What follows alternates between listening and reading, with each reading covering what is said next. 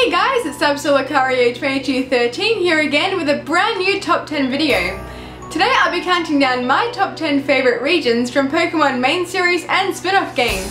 So feel free to comment down below with the region you'd like to explore the most. Here we go! Number 10! Pokemon Island. Featured in Pokemon Snap for the Nintendo 64, Pokemon Island is an extremely diverse and exciting land to explore. Although it may not necessarily be considered an official region, it is still on this list because it is an area that is accessible in Pokemon Snap. I love this island because it is uninhabited by humans and home to so many different species of wild Pokemon. Being completely isolated, it is an ideal environment to observe how wild Pokemon act naturally with little human interference. I had so much fun taking photos of Pokemon on this island and being able to discover many secrets and hidden Pokemon throughout each area. This island literally has it all, from volcanoes to lakes to outer space. There is so much to see around this island and that's what I love about it. Number 9! The Ore region. This region is quite uncommon to explore as it is only in Pokemon Colosseum and XD Gale of Darkness for the GameCube. It is rather unusual for the fact that hardly any wild Pokemon inhabit this land. There are a few special spots called Pokespots in XD where wild Pokemon pop up, but nothing like in the main series games. I think this region is cool because of its unique design and the way the Villainius team Snag'em and Cypher play into the storyline. This region also features Shadow Pokemon, which was a completely new concept when the games were released, and I thought it was awesome. I think it was also the first region that players got to explore in a 3D environment. It was such an invigorating experience to play on the big screen and be able to move around in an open world. Number 8! The Unova region. I have said it in some of my previous videos about how Black and White are my least favourite main series games, but I still think the Unova region has some redeeming qualities. It is the only region to change over the course of 2 main series games, such that in Black 2 and White 2, parts of the region become icy.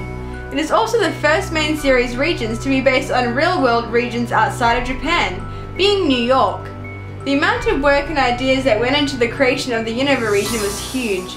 Every city and town has their own background theme song, which I love because sometimes it can be very monotonous to hear the same song over and over again. This region is very unique as it has 14 gym leaders in total and also features the entire Pokédex of brand new Pokemon. Fans may have been a little skeptical at first, but I think some of the Generation 5 Pokemon has grown on me. Number 7! The Kalos region. Being the newest region to be in a main series games, I haven't really been able to explore the region to its fullest yet. I usually also like watching the anime series to get a better grasp on what the region is like, but X and Y is such a new series and I haven't been able to watch every episode yet. It's not that I dislike the Kalos region, it's just that I haven't had the opportunity to really love it yet. I like how it's based in France and the in-depth history behind the region. I absolutely love hearing about backstories and legends within the Pokemon games. It has some amazing cities and towns like Anastar City and Lumio City, and has lots of greenery and nature. Overall, it's a very solid region with tons of things to discover and investigate, and I wouldn't mind living there if it were real. Number 6! The Oblivion region. This is the region in which Pokemon Ranger Guardian signs take place. The Oblivion region is an archipelago composed of several islands. It has many ruins and legends. In the past, it had temples used to worship Pokemon such as Arceus.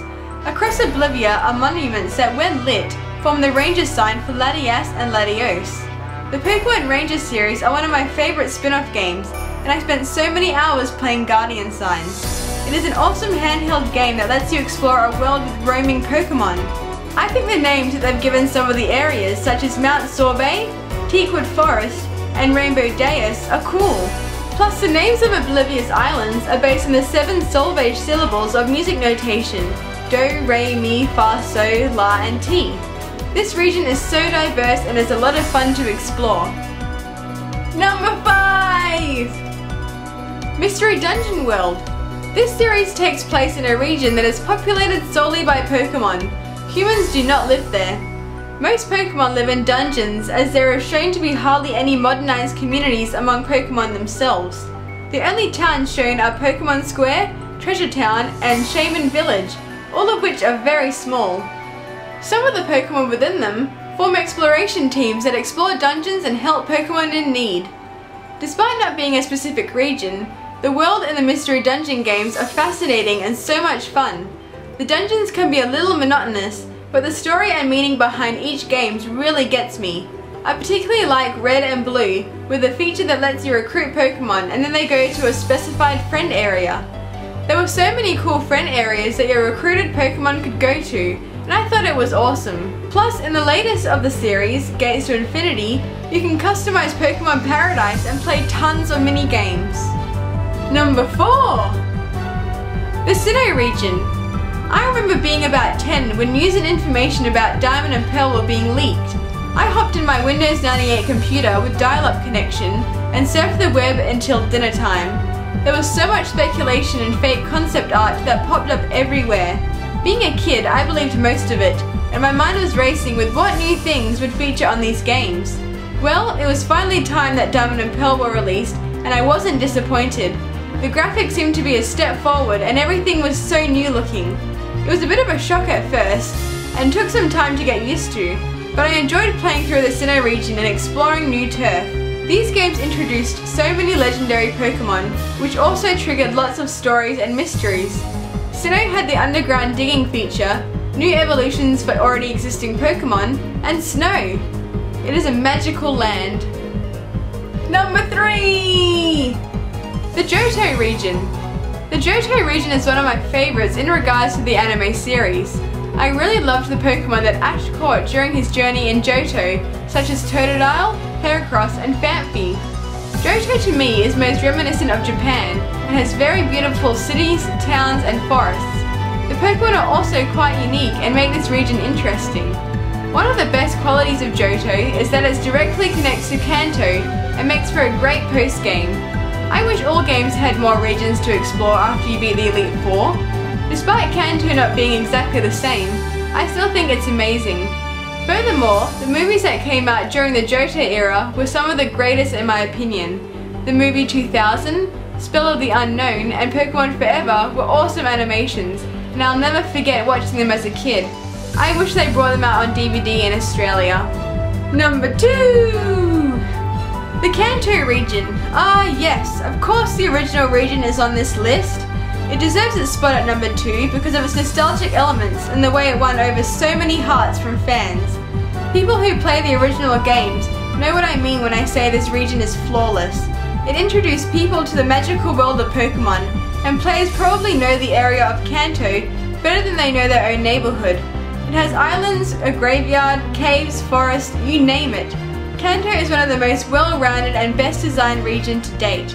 It isn't just a region to explore from left to right, you had to unlock certain mysteries to gain access to more areas.